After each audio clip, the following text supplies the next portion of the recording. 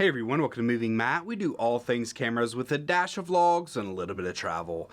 And today we're going to be putting up the Sony A7 IV versus the Canon EOS R6. So you may be wondering to yourself, why put up these cameras against each other? They're both great. Aren't you just fueling the flames of the fanboys and getting clicks and engagement based upon hate and anger? And to that I say, exactly. Let the hate flow through you. And also by going over the weaknesses and strengths of these cameras. Maybe if you're somebody trying to decide between which camera to get, you can be better informed and buy one of these cameras based upon your needs. So one more thing before I get into this, because I can already anticipate some questions.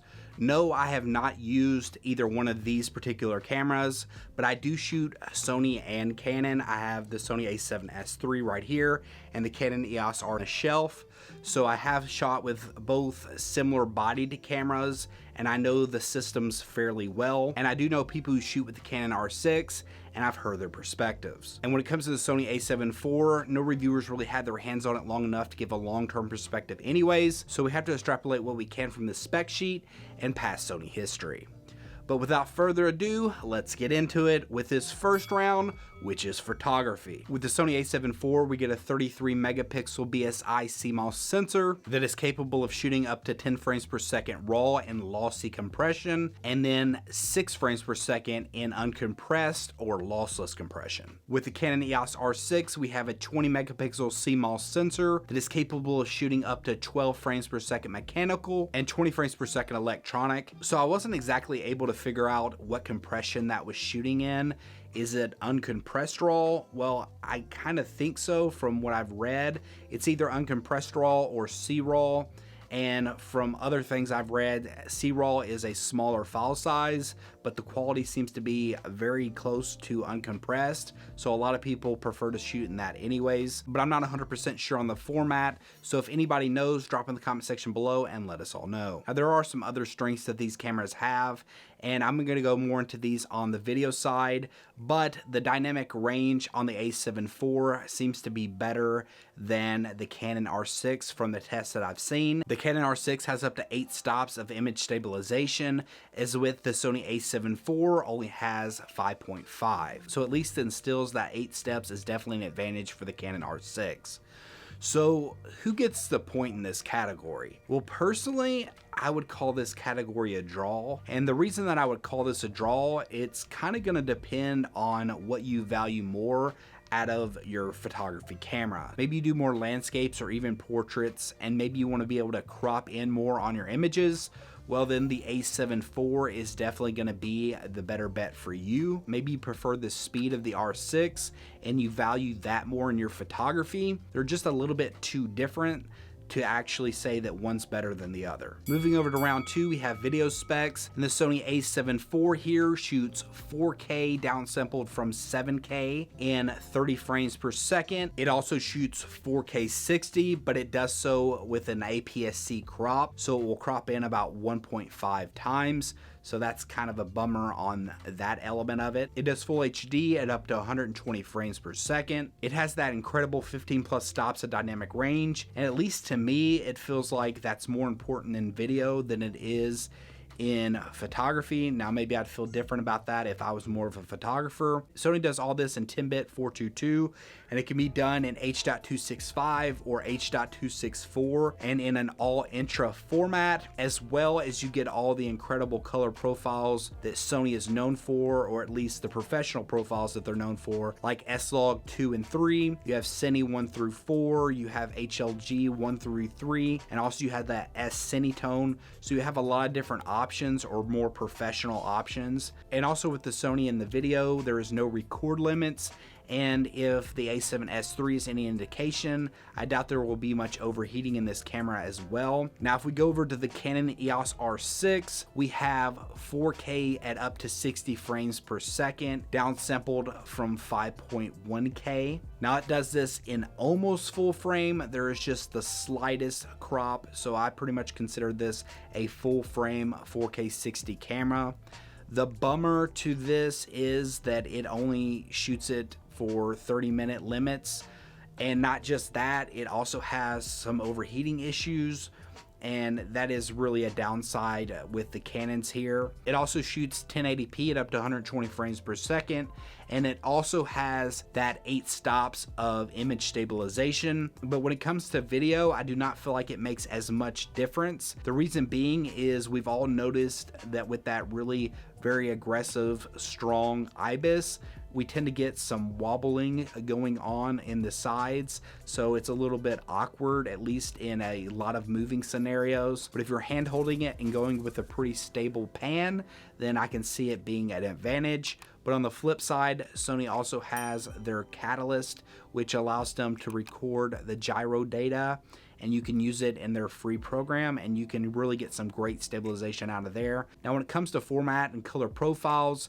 it also does all this at 10-bit 422, but on the downside, it only shoots it in H.265, which is a lot harder on most computers when it comes to editing this type of footage. And also, the 10-bit can only be shot in either C-Log 1 or 3 and in like an HDR mode, but I don't know many people who actually use the HDR mode. So when it comes to the video specs of these cameras, which one do I give the edge to? Well, for me, it's hard not to give the edge to the Sony A7 IV. Now, I know that's going to be an opinion that not everybody's going to agree with, because at least with the Canon R6, you do get that full frame 4K 60, and that is a bit of a disappointment with the A7 IV. So I'm just thinking about this from a perspective of, if I'm going to go to a more professional shoot, or at least as professional it's going to be that you can still use a mirrorless camera, then I would much rather take the Sony A7 IV over the Canon R6. So moving over to round 3, which is the autofocus. Now, I'm not going to waste much time here because there's really no need to waste much time here. These cameras are both extremely excellent at autofocus. I feel like from the tests that I've seen, the Sony is maybe just a hair faster and a hair more sticky, but then with the R6, you have that 100% coverage, and it also seems to do better with bird eye autofocus and the animal tracking. So it's really just splitting hairs here. They're both extremely excellent. I'm sure that if you did 100 tests, then it would pretty much be coming up 50-50 all around. So with autofocus, it's just going to be a draw. Now moving over to round 4, we have the body. So the Sony A7 IV comes in at 1.4 pounds or 658 grams. It has dual card slots, one being able to use the CF Express type A cards. It has an EVF with 3.68 million dots, and it has a 3-inch fully articulating screen, which comes in at a really terrible 1.04 million dots. Now on the other side, we have the Canon EOS R6. They weigh very similar. It weighs 1.5 pounds or 680 grams. It offers dual SD cards. It has an EVF of 3.169 million dot EVF. So pretty much identical to the Sony here, but it has a 3-inch fully articulating 1.62 million dot rear screen. Now there are a few advantages that the Sony A7 IV has.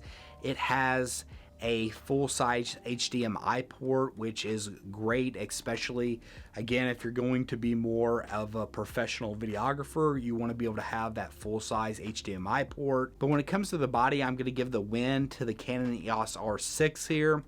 I just feel like having that rear screen that is better is a big plus. Also, the touch functionality on the Canons seem to be quite a bit better than the Sony's. Sony has gotten better than it was in the past, but Canon just seems to kind of work like a cell phone does. You can just press any button whenever you want, and it just works very great.